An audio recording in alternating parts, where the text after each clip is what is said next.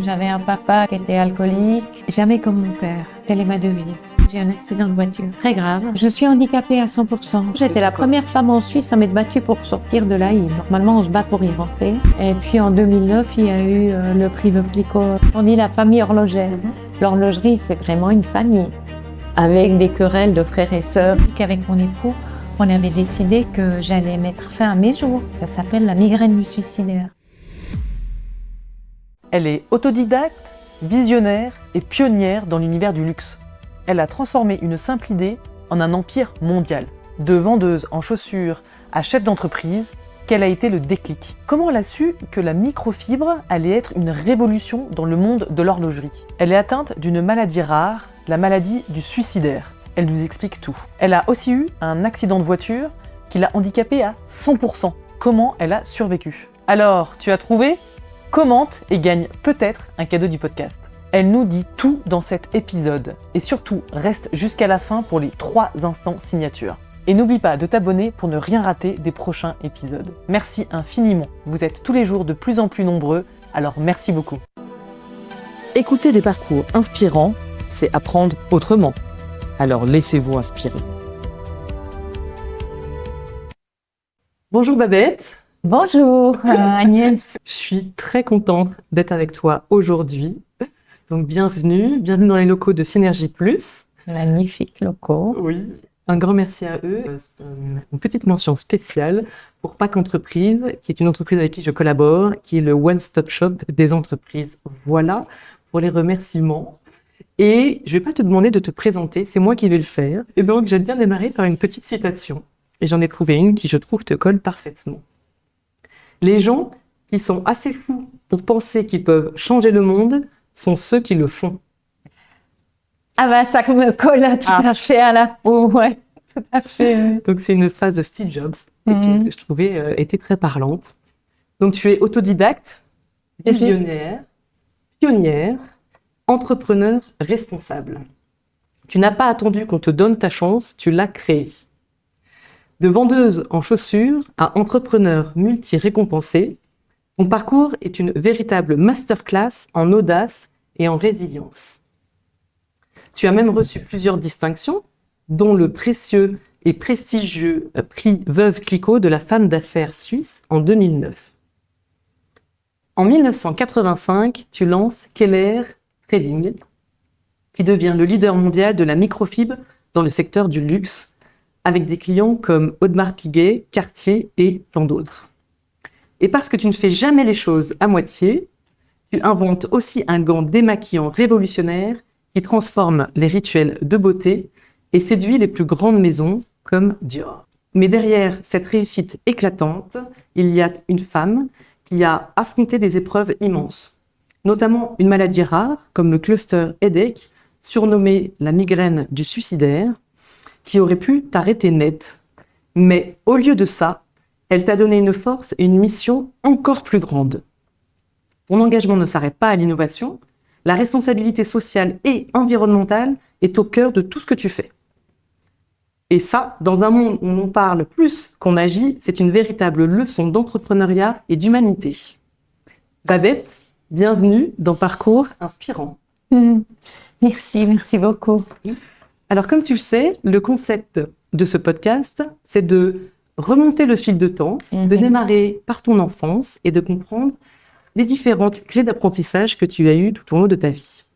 Alors, je te propose que tu me dises un petit peu comment était la petite Babette autour des 10 ans. C'est toujours très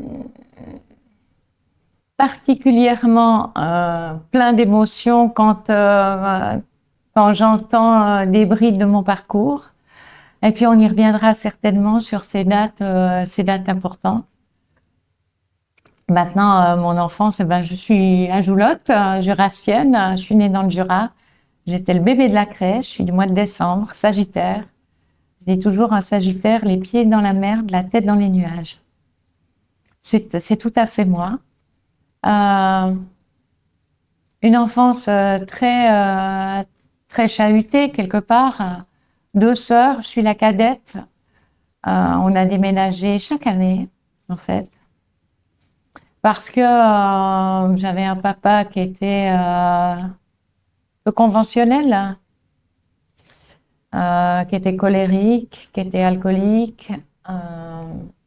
Et puis j'ai découvert mon leadership très jeune, en réalité, puisque j'étais la seule à la maison à pouvoir lui tenir tête.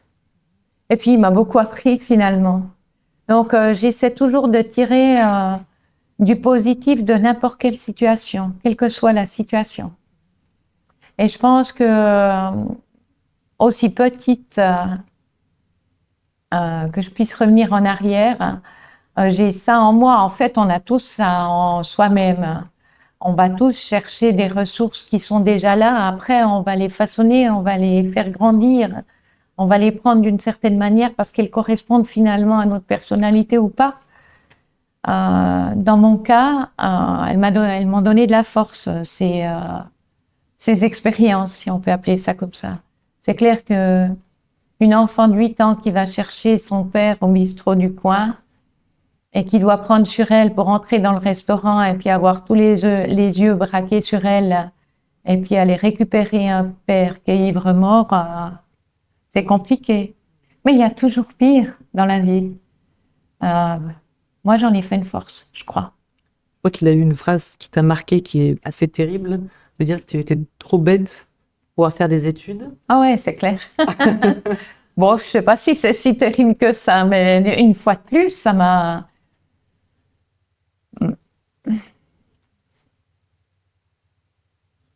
Moi, je pense qu'on choisit le lieu de sa naissance. Je pense aussi qu'on choisit son environnement pour pouvoir évoluer dans la vie qu'on va parcourir. Je pense qu'on a plusieurs vies. J'ai certainement choisi ce milieu-là pour m'épanouir à travers l'alcoolisme, à travers ses travers, en fait. Mais pour moi, je prends ça comme une richesse. Je pense pas que je serais la Babette que je suis aujourd'hui si j'avais pas eu ce père-là. Donc, j'y en veux pas du tout. Non, j'y en veux pas. Ça m'a donné des opportunités que j'aurais... Finalement, chaque épreuve dans la vie nous donne des opportunités. Quelle que soit l'épreuve. Donc, je pense que j'avais assez de force et d'énergie pour me rebeller. Mais il m'a donné des choses fantastiques. Mon prénom, par exemple. Il m'a ouvert énormément de portes, ce Babette. C'est pas une Elisabeth, une Babette. Et puis quand j'ai posé la question, mais pourquoi je m'appelle Babette? Et puis qu'on m'a dit, oui, mais on fait référence à un film qu'on avait avec ta mère, c'était Babette s'en va en guerre. Je n'ai eu de cesse de dire depuis mon enfance, depuis que je sais ça, j'ai vu le film, Babette s'en va en paix. C'est évident. C'est joli. C'est clair. Donc, ouais, c'est fantastique. Il y a plein de choses magnifiques que j'ai reçues, même si j'ai pas reçu l'amour que j'aurais voulu. Comment moi je perçois l'amour? Et il le percevait certainement pas de la même manière, mais personne ne perçoit les choses de la même manière que l'autre. C'est toute une question de perception, la vie. Comment on l'apprend? Et je pense que sans ce père-là, sans cette éducation-là,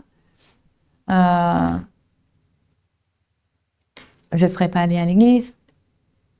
On avait déménagé et puis on avait une maison qui était juste en dessus du cimetière. Et puis c'est vrai que j'adorais les aventures de, comment on les appelle, les missionnaires. J'adorais ça au catéchisme. Et donc c'est tout naturellement que le dimanche matin j'allais à l'église. C'est tout naturellement qu'on me parlait d'amour, qu'on me racontait des histoires. C'était passionnant pour une enfant de 10 ans. Et puis quand on ouvre la Bible, il y a des choses, il n'y a pas que des vilaines choses dans la Bible, il y a des très belles choses dans la Bible. Ça dépend comment on les perçoit, comment on les entend, comment on les comprend, comment on les reçoit. Donc toi, ça a été une aide pendant ces années. Ah ben complètement, oui, bien sûr. Demande et tu reçois. Et dans cette demande, C'est drôle parce qu'il m'a fallu 40 ans pour commencer vraiment d'en parler avec les gens autour de moi. Mais en fait, quand on me dit le fait d'avoir eu 60 ans, ça a provoqué chez moi un déclic. Parce que mon chemin est beaucoup plus court maintenant. Quand on a 40 ans, on a encore beaucoup devant soi. Je me dis que j'ai fait peut-être la moitié de ma vie. Oui, mais quand on en a 60, on sait que son temps, il est compté. Même si on dit, mais non, mais t'es pleine d'énergie, mais c'est pas vrai, on n'est pas dans cette vie-là, on n'est pas éternel. Donc on doit s'attendre tous les jours à se réveiller avec quelque chose. Donc mon temps, il est compté. Mais pourquoi je disais ça? Par rapport au fait que la religion, le fait d'aller à l'église... Ah oui, oui, bien sûr. À 60 ans, on a un temps qui est très délimité. Mais en réalité, j'ai l'impression d'avoir 2 à 3 ans. J'ai l'impression que c'est seulement maintenant que je commence à marcher juste, à marcher vrai, à marcher ancré. Et j'apprends. C'est maintenant que j'apprends, en fait. C'est-à-dire qu'il m'a fallu toute une vie d'apprentissage pour apprendre que maintenant, c'est le moment d'apprendre. Je suis prête. À 17 ans, alors à 17 là, ans, bah, c'est tu fais clair. un voyage incroyable. Tu pars en Chine, mais pas comme tout le monde. Ah bah non. C'est-à-dire que en train. Oui, je fais le transsibérien, ouais. C'est clair. En Comment t'as eu cette idée réalité, d'abord, on était dans le Jura, mais comme on déménageait chaque année, on a déménagé à Vienne. Comme j'étais trop bête pour faire des études, et que mon père il m'a dit tu seras vendeuse en chaussures comme ta mère, donc j'ai signé en bas de la page pour un apprentissage de vendeuse en chaussures. Inutile de dire que d'avoir été déracinée du Jura pour aller à Vienne, même si c'est pas très loin, c'est quand même à cette époque-là c'était un grand écart. Et je suis tombée amoureuse d'un mec. Et ce mec m'a dit moi je pars en Chine. Et en fait, notre histoire, elle est naissante. Si tu veux venir avec moi, tu viens. Donc, évidemment, quand j'ai fait la proposition à mes parents, j'ai dit, voilà, je suis tombée amoureuse. Lui, il veut partir en Chine, j'aimerais aller avec. Il a dit, mais tire-toi. D'accord. Va-t'en, c'est bon. Go. Ouais, loin. Donc, il fallait pas me le dire 2 fois. Hein. Donc, aussitôt, mon apprentissage en poche, on a attendu la fin de mon apprentissage. Et puis, je me suis retrouvée sur le quai de gare. C'était au mois de juillet, j'avais 17 ans, pour un voyage d'1 année en Asie, sac à dos, puisque le but du voyage était de faire le transsibérien.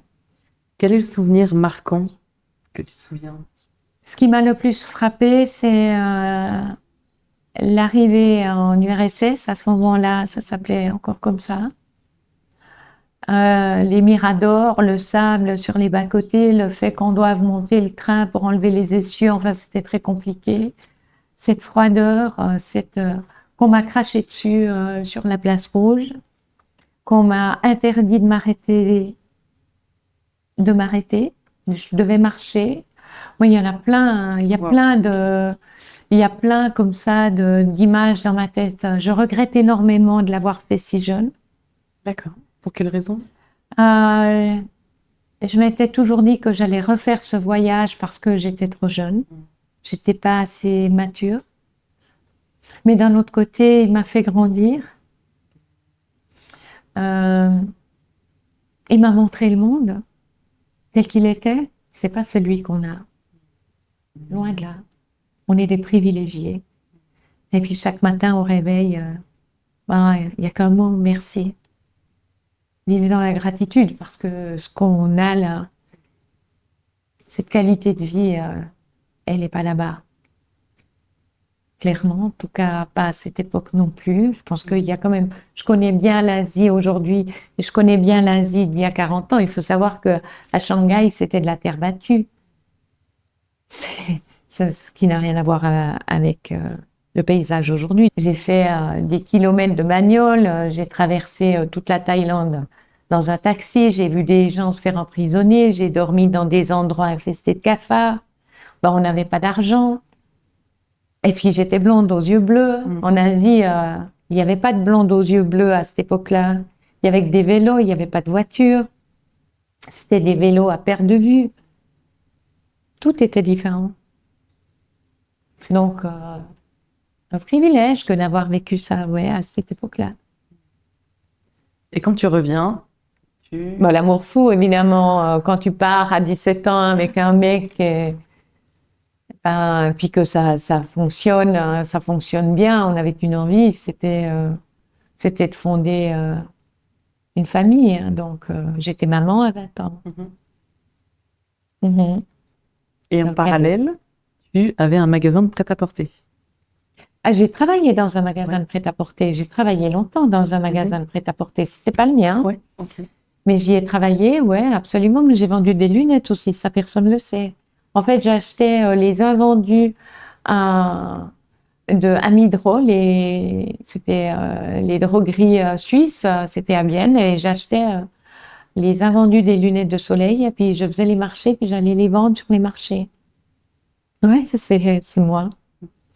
Donc à peu près pendant une quinzaine d'années, tu travailles dans ce magasin de prêt-à-porter, plus à côté. Ah ben, en fait, j'ai 3 métiers. Je suis maman. Je découvre le métier de maman parce que c'est un métier, soyons clairs. Je confie.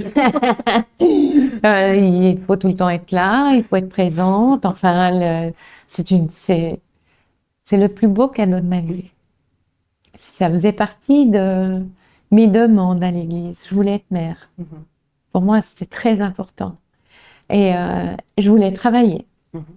Je pouvais pas imaginer faire l'un ou l'autre en sacrifiant l'un ou l'autre. En fait, ma vie professionnelle, mon épanouissement professionnel et puis mon épanouissement à travers le rôle, j'aime pas tellement, mais je sais pas. Je pense que être maman, c'est comme être un ange. C'est accompagner des âmes. C'est les regarder évoluer, c'est apprendre d'eux, parce qu'en fait, enfin, on a le désir d'avoir des enfants, mais c'est eux qui nous apprennent. C'est pas nous qui leur apprenons. C'est on leur apprend le rudimentaire. Mais eux, ils nous apprennent l'essentiel. Avec leurs questionnements, avec leurs personnalités différentes, leurs couleurs, leurs envies, leurs interrogations, leur curiosité. C'est tout ça qu'ils nous apprend. Ils nous apprennent tout le temps. Donc tu avais le job de maman, Ouais. le job dans ce magasin de prêt-à-porter. Bah, il y avait le côté prêt-à-porter. J'ai toujours été très coquette. Et j'avais une opportunité pour gagner de l'argent. Ça me faisait sortir de la maison 2 jours par semaine. J'adorais ça. Et puis il y avait surtout l'opportunité pour mon père, comme quoi, de réaliser mes premiers objets pour l'horlogerie, ouais. Mais je suis un peu perfectionniste. Hein. Dans l'énéagramme, je serai numéro 1. Ça veut dire quand même quelqu'un de très carré qui aime faire. Mais peut-être que j'aimerais quand même revenir sur mes 10 ans, parce que 10 ans, c'est aussi la période où j'ai découvert l'horlogerie, à proprement parler. Puisque mon père m'a emmené avec lui, ça s'appelait la foire de Bâle. On achetait des machines à laver comme on achetait des montres. Et je pense que j'étais l'alibi pour pouvoir partager du temps avec lui quand même. Amour et haine. Et j'ai passé des heures à attendre sur mon père dans ses corridors avec des tapis moelleux pour l'aile horlogère. Et je crois que ma passion pour l'horlogerie, elle est née là. Vraiment, la mécanique horlogère. Les diamants qui brillent, c'était des petits... c'était pas comme aujourd'hui, bien évidemment. C'était pas propre encore. J'étais pas là. Pardon. Et donc, là, c'est le fameux 3e métier que tu avais à cette époque-là. Qui est venu. Pour moi, il n'y a pas de hasard. Tout se fait, tout est écrit. Tout se fait comme ça doit se faire. Mais il se trouve qu'un jour, j'avais 21 ans. Il est arrivé à la maison, puis il a dit, écoute, toi qui aimes bien faire à la couture, tu pourrais pas faire des petits étuis, on a des problèmes, là. Il travaillait pour une maison horlogère. Et j'ai dit très bien, donc j'ai visité des filatures et il n'y a plus de filatures aujourd'hui en Suisse. Hein. C'est quand même une petite parenthèse importante. À cette époque-là, il restait 3 filatures et j'ai trouvé du coton. Et ben, je travaillais la journée, je couchais les enfants, je coupais mes étuis et je cousais mes étuis la nuit. Et donc j'ai fait une offre. Là-dessus, on a dit il faut mettre un nom. Je parlais pas l'anglais, j'étais trop bête. Pas fait d'études. Et donc, il a dit, ça s'appellera Keller Trading. En fait, on est une manufacture, hein. On ne fait pas autrement de trading chez nous. Et donc, j'ai envoyé mon offre de ces petits étuis. J'ai fixé un prix qui correspondait tout à fait au labeur de mon travail, parce que je suis un peu perfectionniste. Je l'ai déjà dit, je crois.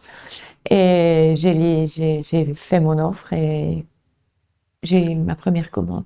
D'accord. Ça, c'était 85, ouais. Et donc, je n'ai pas constitué ma société en 85, mais c'était les prémices, ouais. Et donc, c'était des étuis pour le monde horloger? Pour le monde horloger, pour protéger les têtes de montre, pour les déplacements d'un atelier à un autre. Puis après, il y a eu la deuxième année. Évidemment, lui, il n'est pas resté, puisqu'il restait jamais. Au vu de son handicap, hein, bien sûr, une relation directe avec l'alcoolisme. Okay. Et moi, je suis restée par contre, hein, jamais comme mon père. Telle est ma devise. Je me suis toujours dit ça quand j'étais petite, jamais ça. Jamais, il y a plein de choses que je voulais pas comme lui. Je voulais pas qu'on parle de lui ou qu'on parle de moi comme on a parlé de lui. Pour moi, c'est pas le paraître. Pour moi, c'est l'être. Être. Donc, la deuxième année, 2000 étuis, puis la troisième année, 5000 étuis. Ah oui, super. C'est là que c'est parti. C'est aussi là que je suis allée voir les banques. C'est là qu'il me fallait une machine à coudre. Puis c'est là que je devais coudre toutes les nuits, en fait. Parce que dans l'horlogerie, à cette époque-là, à part la peau de daim et puis les serviettes en coton, il n'y avait rien. Et toujours la même maison, elle m'a dit, mais voilà, nous, on a des serviettes, elles sont cousues sur 2 côtés. On aimerait bien que vous cousiez ces serviettes sur 4 côtés parce que ça nous pose des problèmes. Il y a trop de poussière, effectivement, il y avait trop de poussière. Pour les avoir cousues, j'en ai cousu 10 000, donc. Hein. Quand même. Toutes les nuits, oui, j'en ai cousu 10 000. Et toutes les 10 serviettes, je devais nettoyer ma machine à coudre toute neuve pour nettoyer le moteur. Et puis, j'ai de la poussière partout. Et en fait, dans chaque épreuve, il faut en tirer le positif. Et là, j'ai dit, c'est pas possible. Comment ils font les horlogers? La microfibre n'existait pas à cette époque-là. Parce qu'en fait, le coton gênait. Et en fait, ils travaillaient avec un coton qui venait d'Inde, qui s'appelait pour les connaisseurs la serviette Selvite. Et puis, elle faisait énormément de poussière. Donc, mon but, c'était de trouver l'équivalent, voire mieux, sans poussière. Et donc, j'ai commencé de partir chez les lunetiers. Et puis, c'est là que je suis tombée sur les microfibres. Et mon mari, à l'époque aussi, il ramenait des microfibres. Et puis, il y en a une qui est sortie du lot. J'ai dit, mais cette microfibre, je la veux, c'est elle. Et donc, à ce moment-là, j'ai donné à tester celle qui me paraissait la plus adéquate. Je l'ai donnée à tester chez Métalor sur les métaux précieux. Et le retour s'est fait sans attendre. Vous avez trouvé ça où? C'est fantastique. Et je me suis dit, ah, c'est ça.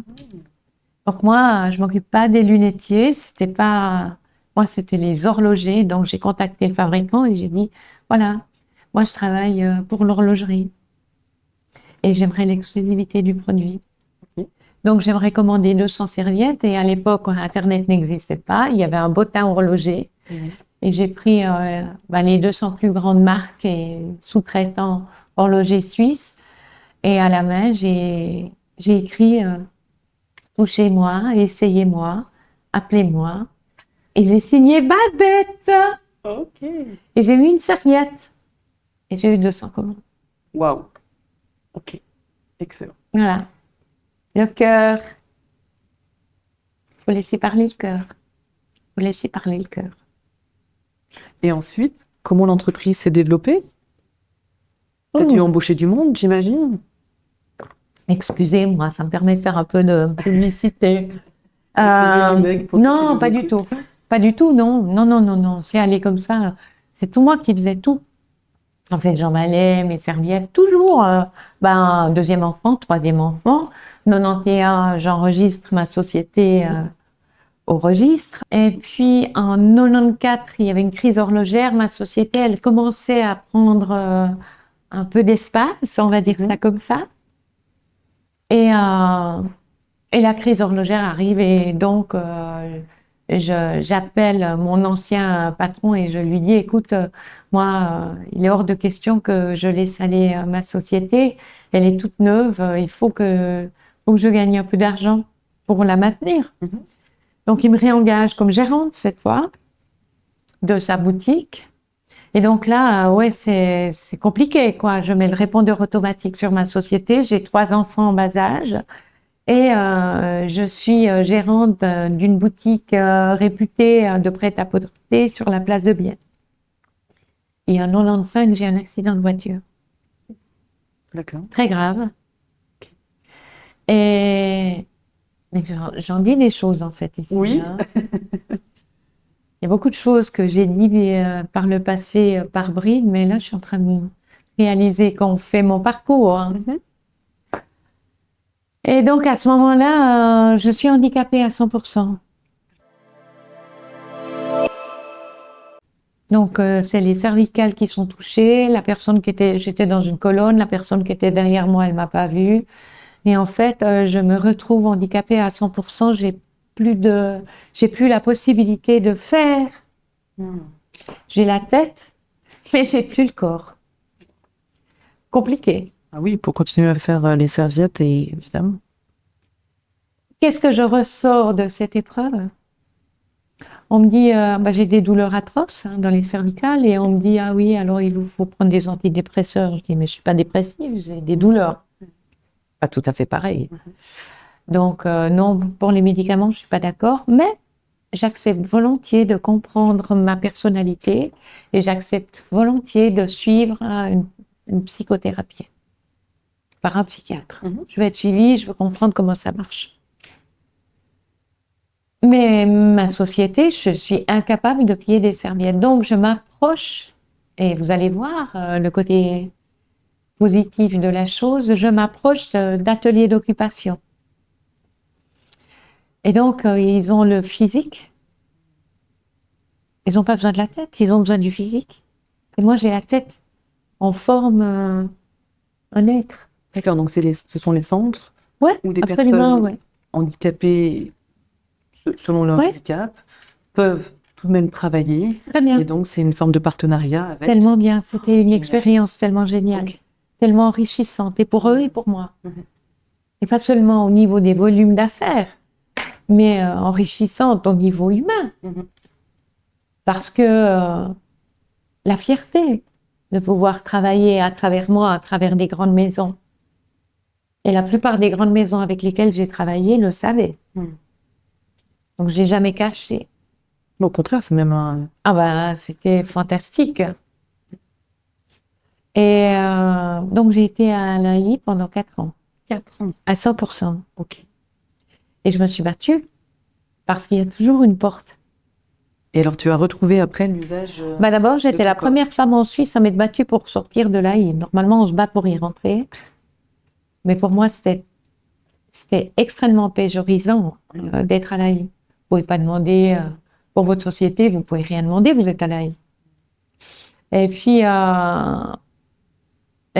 c'est vrai qu'à travers ce coup du destin, qui était pour moi programmé,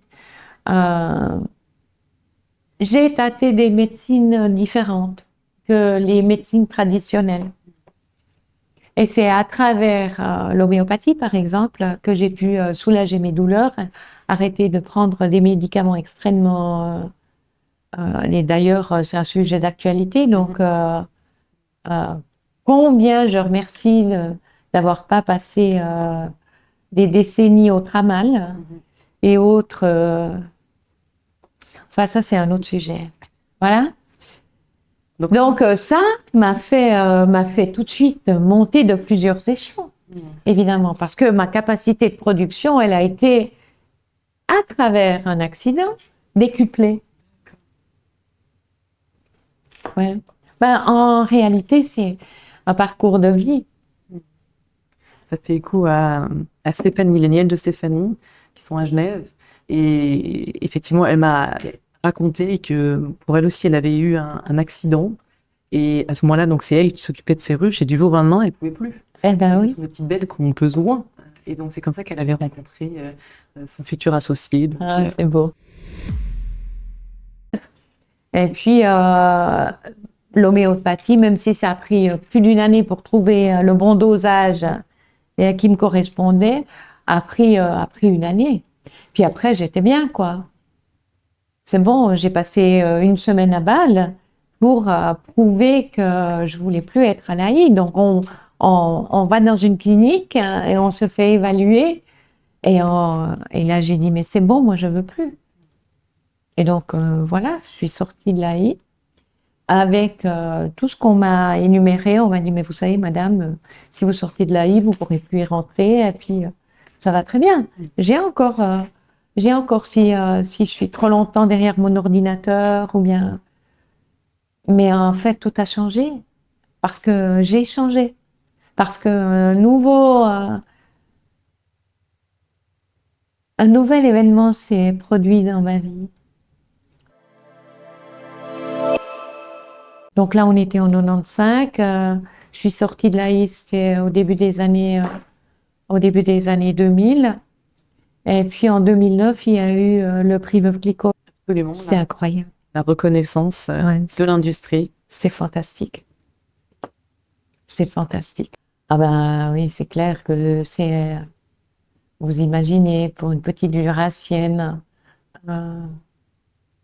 qui était boularienne, et puis qui s'inscrit, en fait, c'est une de mes collaboratrices qui m'ont inscrit. Tu dois le faire. Et puis qui se voit, parce que je suis membre du jury du prix Veuve Clicquot en Suisse. Ouais, c'est serré, c'est des sacrés profils, des sacrés parcours. Et là, on est dans la sélection, il y a des parcours incroyablement inspirants. Tellement, ouais, tellement inspirants. Et donc, vous apprenez que ça sera vous. Je suis restée chez moi pendant 3 jours et 3 nuits. Hein. Je n'y croyais pas du tout. Parce que j'osais en parler à personne. Donc, ouais, ça c'était... Et donc, ça m'a donné une plateforme de communication incroyable.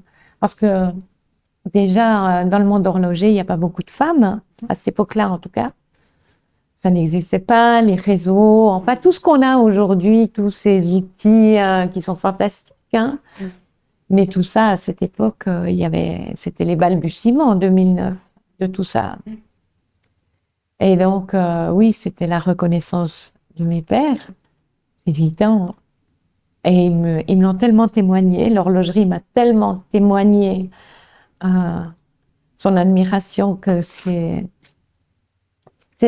vraiment une famille. Quand on dit la famille horlogère, l'horlogerie, c'est vraiment une famille.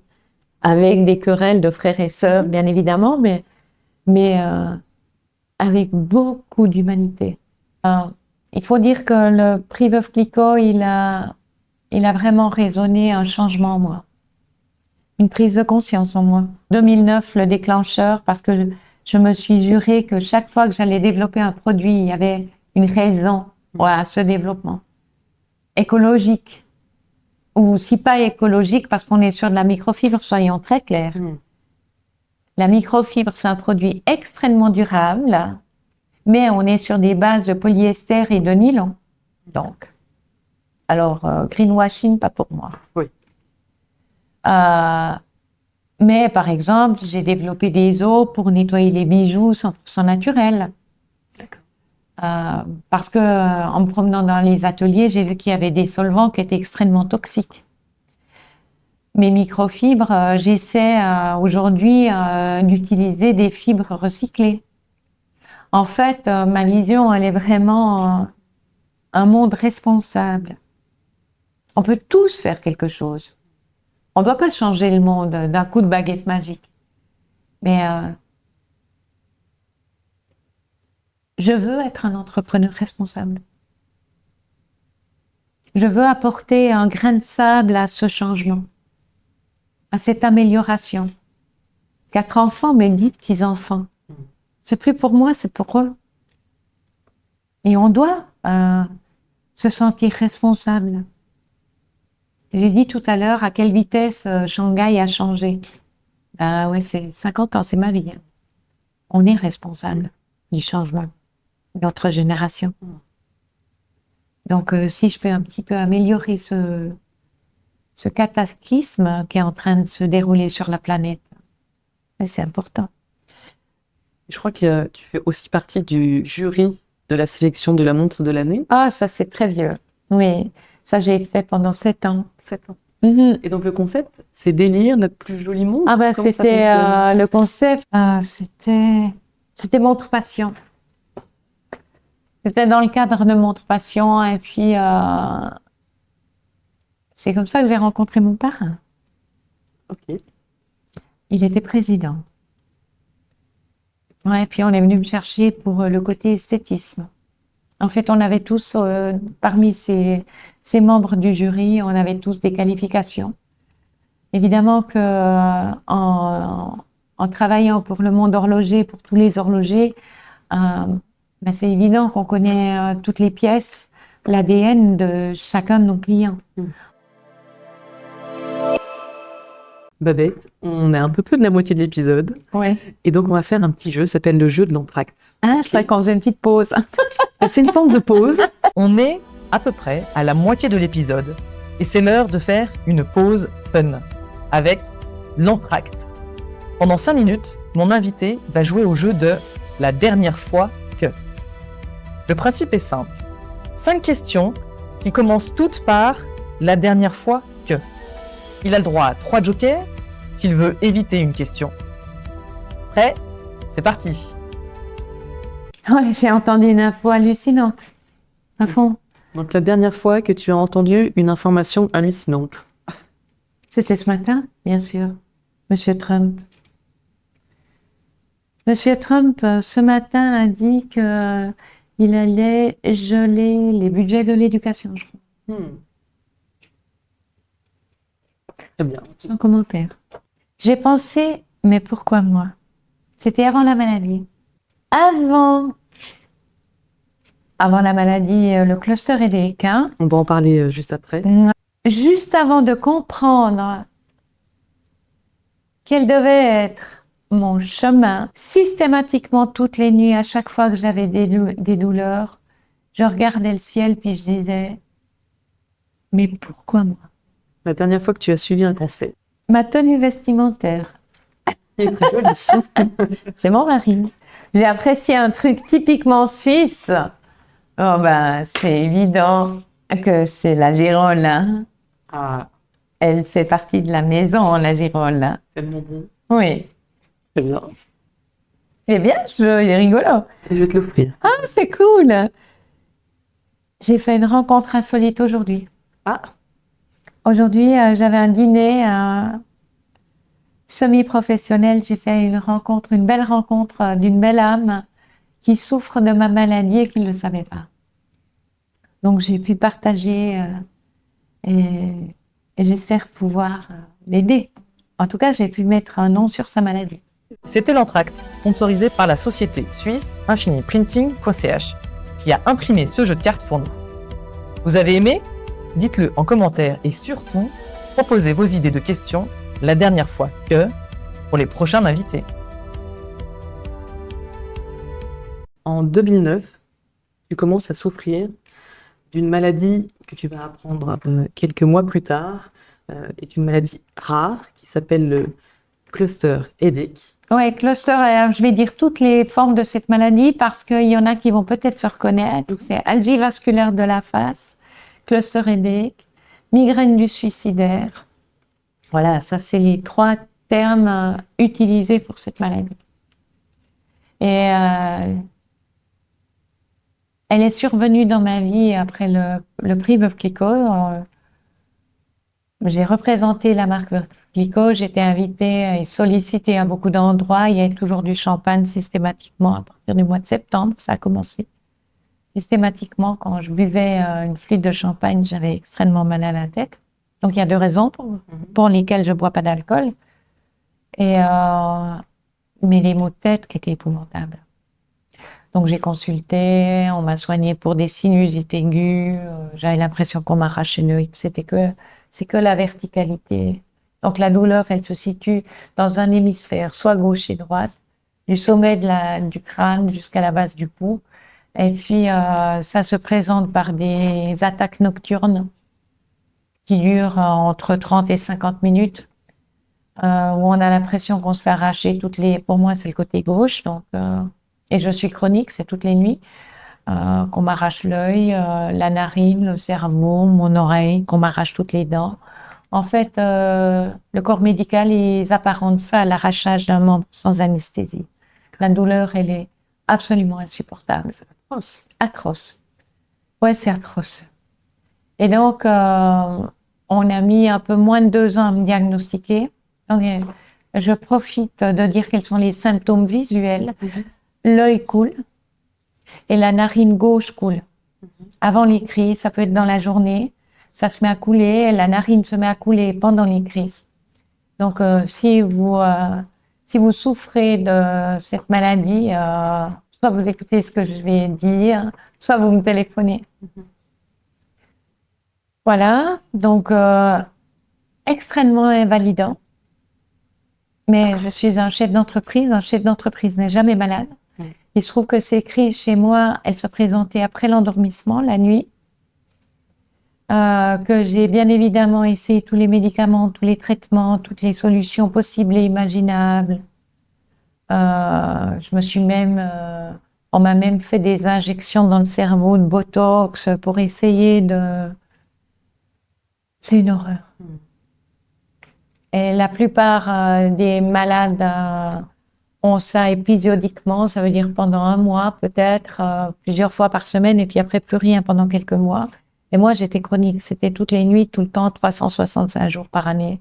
Et ça devenait toujours plus fort, toujours plus fort, toujours plus fort. Et il y a des raisons ou un environnement qui favorise ces crises? Non, ils ne savent pas d'où ça vient. C'est pas le stress? Mais il y a plein de choses. Il y a énormément de facteurs déclencheurs. Ça peut être l'émotionnel, je suis une personne très émotionnelle, positif ou négatif. Ça peut être de l'alcool, des alcools blancs, en principe, qui sont pas du tout recommandés. Ça peut être du chocolat. Ça peut être un courant d'air, ça peut être une altitude. Et il y a énormément de facteurs qui peuvent déclencher des crises. Mais quoi qu'il en soit, chez moi, elles étaient là de toute façon toutes les nuits, indépendamment des autres facteurs. 2016, j'étais à 5 crises par nuit de 50 minutes. C'est horrible.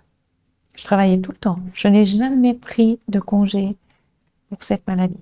Et c'est une maladie qui peut se déclarer comme ça, d'un coup. Elle s'est déclarée du jour au lendemain. Tu n'avais pas avant de Non. symptômes particuliers Non. qui auraient pu faire penser que cette Aucune maladie émerge? hérédité, rien du tout. Ok. Non. Et alors, quelle a été la solution? En fait, de nouveau, je fais partie de ces âmes qui ont des croyances un peu particulières et je pense qu'on développe les maladies qui correspondent à qui on est. Et je pense que cette maladie m'a mis à genoux. Et je l'ai dit dans la carte, hein, pourquoi moi? Qu'est-ce que j'ai fait pour mériter ça? En fait, j'étais toujours dans une accusation. Mais est-ce que je suis une aussi mauvaise personne pour être punie de la sorte? En réalité, on n'est pas puni. En réalité, on apprend. On passe une épreuve. Aussi difficile soit l'épreuve. Enfin, mon épreuve, elle était tellement difficile qu'avec mon époux, on avait décidé que j'allais mettre fin à mes jours. Ça s'appelle la migraine du suicidaire. Et j'étais pas du tout en Suisse à ce moment-là. On était en vacances et c'est là où j'ai pris ma décision. On a mangé chez des amis et, et la crise, elle est arrivée. On était en soirée, la crise, elle est arrivée. Et puis, j'ai dû me lever parce que j'ai besoin de me brancher à l'oxygène. Et donc, elle me tend un papier, puis elle me dit, il faut que tu appelles ce monsieur, et puis tu verras, il fait du Reiki, les maîtres Reiki va t'aider. On est rentré à la maison, j'ai pris de l'oxygène. À cette époque-là, l'oxygène ne m'aidait plus beaucoup. Et j'ai passé une nuit d'enfer, et le matin à 6 heures, j'ai appelé la personne. Et puis à 7 heures, il arrive à la maison, il a posé ses mains sur ma tête, il m'a dit, vous connaissez le Reiki? J'ai dit non. Il m'a dit, je pense que je pourrais vous aider. Ça vous intéresserait d'apprendre? J'ai dit volontiers. Il m'a dit, mais vous savez, moi, si vous voulez participer à cette thérapie, vous devriez pouvoir commencer par remercier la douleur. Et puis j'ai dit, mais vous vous rendez compte? Depuis 2009, toutes les nuits, je prends un avion, je fais 35 minutes d'avion, on doit me mettre à l'oxygène. Et vous me demandez de remercier ma douleur? Il m'a dit, mais ça va être votre salut. J'ai pas compris sur le moment. 3 jours après, j'ai commencé à remercier ma douleur. 3 jours après, ça a commencé d'aller mieux. Donc, tu t'es auto-programmée pour... Au lieu de dire à ma douleur, t'es de nouveau là, pourquoi tu me fais mal? Et puis d'attaquer cette situation. J'ai dit, ok, on va vivre ensemble. J'accepte qu'on vive ensemble parce que tu es là pour quelque chose. Qu'est-ce que tu veux me montrer, en fait, à travers toi? Qu'est-ce que je dois apprendre? C'est quoi ma mission? Je vous ai dit tout à l'heure, j'ai 3 ans. À travers la douleur, à travers la compréhension de cette douleur qui m'a envahie, qui s'est développée en moi, dans un moment où tout était bien, en fait. C'est une magnifique année 2009, mais c'était une émotion extrême. J'ai appris le Reiki,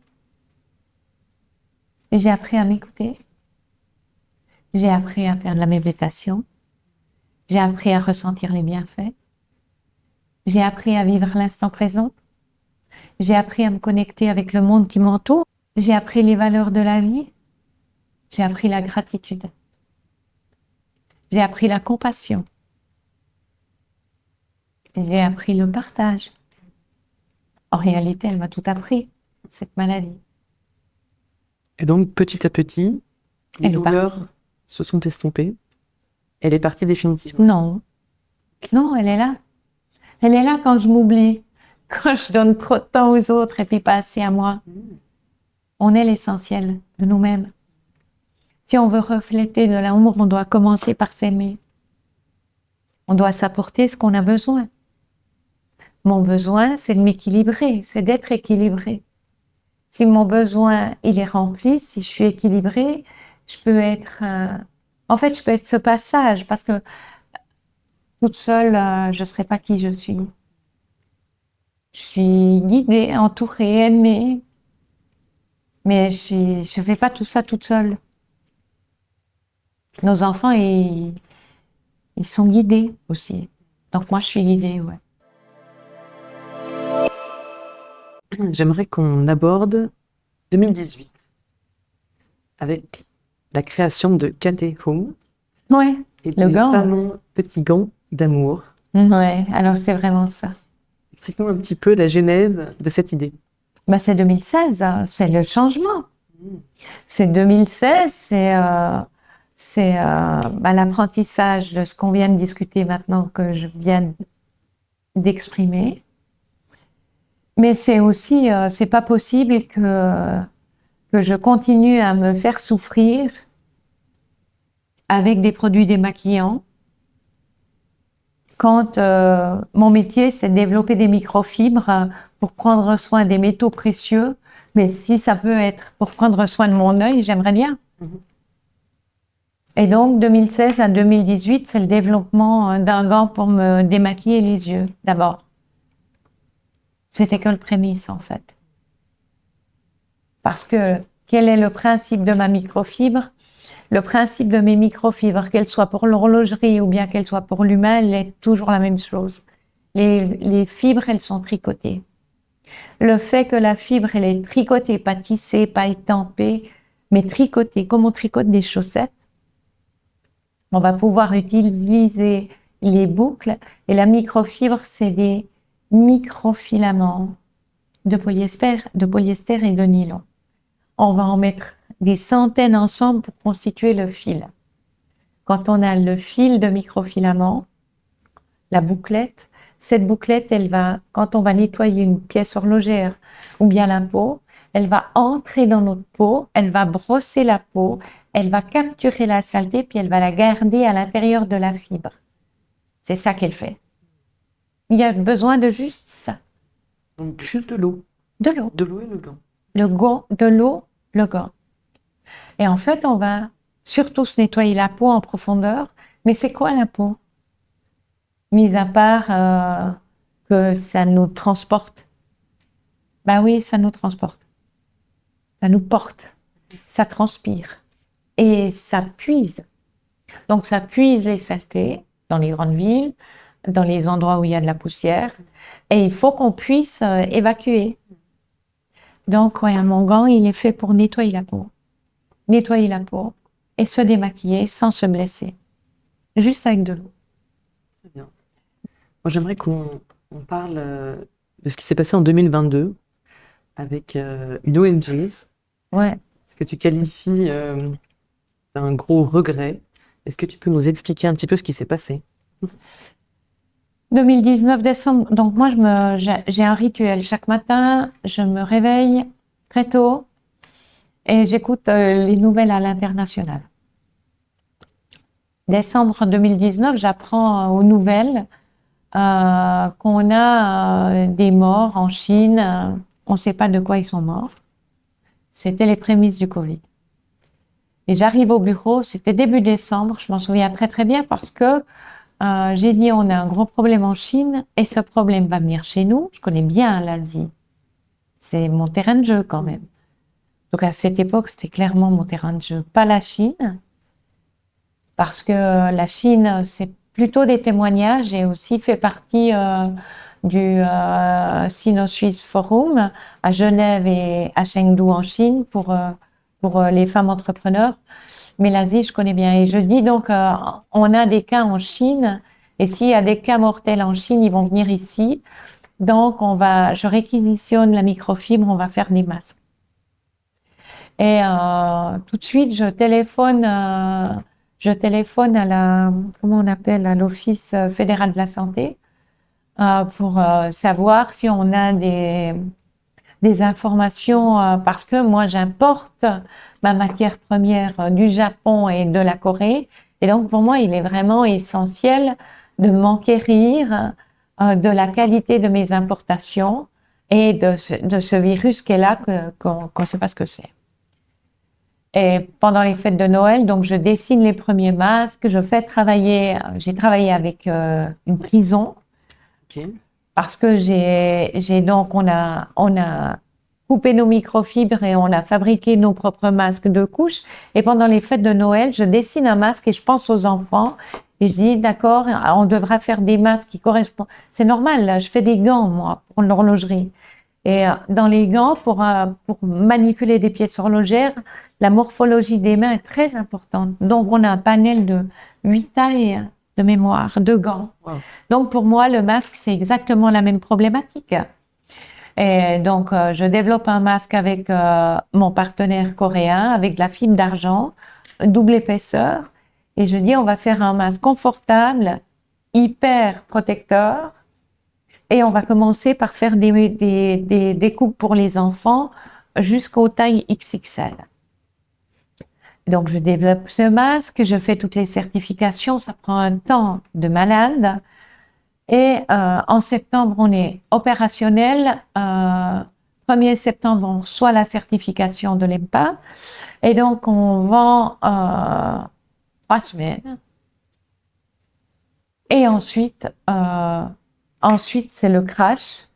La communauté européenne décrète qu'il faut mettre des masques en papier. Et donc, c'est fini, on vend plus du tout de masques, puisque c'était pour l'industrie, c'était pour protéger les gens. Bien sûr. Et ma mère se retrouve dans un home pour personnes âgées, et on lui dit, Madame, vous devez enlever votre masque, et vous devez porter un masque en papier. Et donc, ma mère, il lui a fallu 10 jours après qu'elle ait enlevé mon masque. 10 jours plus tard, on me téléphone, puis on me dit, votre maman, elle a attrapé le Covid avec son masque en papier. Et 10 jours après, elle est décédée. C'était chaud pour moi. Hein. Je m'en suis pas remise, en fait. Une épreuve. Une épreuve de plus. Mais c'est une grosse épreuve. Ok. Les choses, elles se font comme elles doivent se faire. Et donc, période Covid, je me remets lentement de ce traumatisme qui est toujours là. Hein. Hier soir, il y avait un reportage sur le Covid. Ça remonte tout le temps. Hein. Et période Covid, les Américains quittent l'Afghanistan. Et on a une femme qui témoigne avec un enfant dans les bras, un enfant à côté d'elle, son époux, et qui dit « Je pars vendre mon dernier-né pour faire… » Vous n'avez pas vu ça au journal? Pour faire manger le reste de la fratrie, de la famille. L'horreur. L'horreur? Ah oui, ça c'est l'horreur. Et je dis à mon mari, je dis, c'est pas possible. J'ai honte. J'ai honte que sur cette planète, on ait des gens qui vendent leurs enfants parce qu'ils n'ont plus rien, parce qu'on leur a tout pris, parce que les Américains sont partis et qu'ils sont tous seuls. Et en fait, moi, je veux contacter Médecins sans frontières. Puis je vais leur proposer de vendre mes gants et puis que 50% de la vente de mes gants puisse aider les femmes en Afghanistan. Et je me fous ça dans la tête. Mais clairement.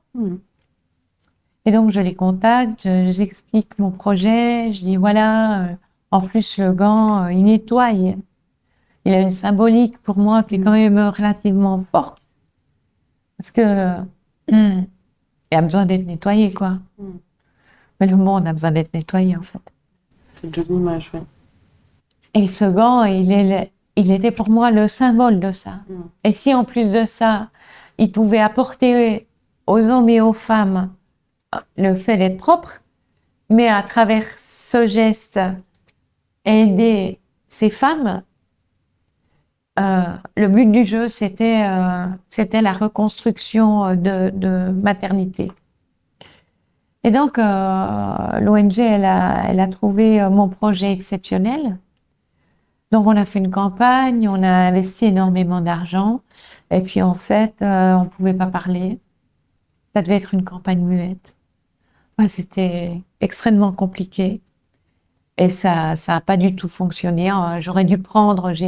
Moi, personnellement, j'ai investi 1 demi-million de francs dans ce développement. Et puis, j'aurais dû les prendre et puis les amener là-bas ou trouver un chemin, quoi. Mais à travers une ONG, c'était pas possible parce qu'il y avait tellement de contraintes pour protéger. Médecins sans frontières était la seule ONG à cette époque-là qui pouvait être sur le terrain, sur le territoire afghan. Donc, on devait être extrêmement respectueux des humanitaires sur place. Et ça a pas pu fonctionner. Oui, pour moi, ça a été une expérience très douloureuse. J'avais mis beaucoup d'espoir au niveau humanitaire. Ouais. Et là aussi, il m'a fallu beaucoup de temps pour faire mon deuil. Babette, on est quasiment à la fin de l'interview. Il reste 3 instants signature. Ok. Donc, voici une jolie baguette magique qui appartenait à ma fille. Oh, Et à partir de maintenant, tout est possible. Tu peux changer quelque chose dans le passé ou changer quelque chose dans le présent je vis l'instant ou présent. dans le futur. Tu as ce pouvoir. Qu'est-ce que tu aimerais changer? Ah ben ça, c'est clair. Je veux les 197 chefs d'État réunis dans une halle de gymnastique qui prennent les 17 résolutions de l'ONU. Maintenant. C'est bien. C'est ça que je veux. Merci. On va attaquer donc le deuxième instant signature. J'ai cette jolie fenêtre. Et donc, c'est l'instant tac au tac. C'est une dizaine de questions qui appellent à des réponses plutôt rapides. Quel est ton mantra? Est-ce qu'il y a une citation que tu te répètes quotidiennement? Dieu, Seigneur de l'univers et tous les anges qui vivaient à l'intérieur de moi, je suis désolée. What for? Si tu devais choisir un mot pour décrire ton parcours, ce serait lequel? C'est un cadeau, ma vie est un cadeau. Quelle est la plus grande leçon de vie que tu as apprise? Amour, le premier mot. Avant maman, avant papa, amour. Quel a été ton plus gros échec, professionnellement parlant? J'ai pas d'échec, j'ai que des épreuves. Quel a été pour toi ton plus grand défi? C'est mon gant. C'est mon gant parce qu'à travers lui, c'est magnifique de pouvoir dire que on est dans des grandes maisons. Mais en fait, moi, c'est dans les petites maisons qui m'intéressent. C'est là où ça fait mal. Donc oui, c'est un défi parce que je le veux partout sur la planète. Je veux qu'ils prennent soin des nouveau-nés. Vous vous rendez compte? Je sais comment c'est un bébé quand ça naît. Donc le premier bain avec ce gant, un bain d'amour. Puis notre dernier voyage. Puis partout où on a besoin d'être consolé, puis d'être aimé.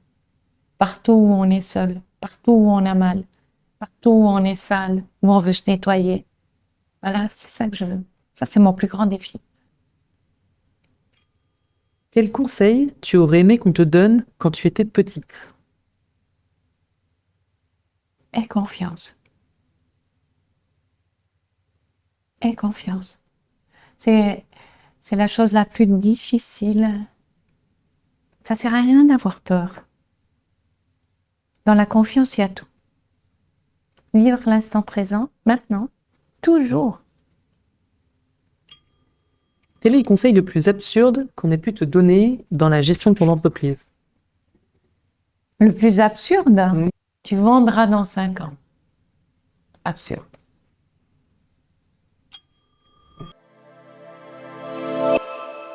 Babette, il reste le dernier instant signature. C'est la dernière minute. C'est la minute inspirante. D'accord. Je vais lancer un minuteur. Et donc, tu as maximum 1 minute, ça peut être moins, pour inspirer nos auditeurs. C'est parti. 1 minute pour inspirer les auditeurs. Bon, déjà, merci de m'avoir écouté et d'avoir passé un petit moment avec moi. Bon, j'ai pas grand-chose à dire, si ce n'est que mon secret, c'est d'écouter mon cœur, c'est d'écouter ce qui s'y dit, parce qu'il y a une ligne directe entre l'univers autour de moi et mon cœur, et puis que je suis jamais aussi attentive que quand c'est mon cœur qui parle et pas mon esprit. Je trouve que l'esprit il parle beaucoup, mais il dit pas grand-chose de très tangible. Par contre, le cœur, il ne ment jamais. C'est de mettre de l'amour dans tout ce qu'on fait, tout ce qu'on réalise, tout ce qu'on produit, quelles que soient les choses. C'est aussi de mettre de l'amour dans ce qu'on n'aime pas, dans les gens qu'on a peut-être de la peine à comprendre. Voilà. Babette, merci beaucoup. Merci pour notre échange. Merci infiniment. Avec plaisir. Si vous êtes encore avec moi, c'est que cet épisode vous a plu. Alors, avant qu'on se quitte, j'ai 2 petits services à vous demander. 1, abonnez-vous, ça m'aide énormément à pouvoir continuer cette aventure. 2, partagez cet épisode. Parlez-en autour de vous. Une histoire partagée, c'est une inspiration qui voyage. Merci beaucoup pour votre soutien et surtout, restez curieux car chaque parcours a une leçon à offrir. À très vite pour une nouvelle dose d'inspiration.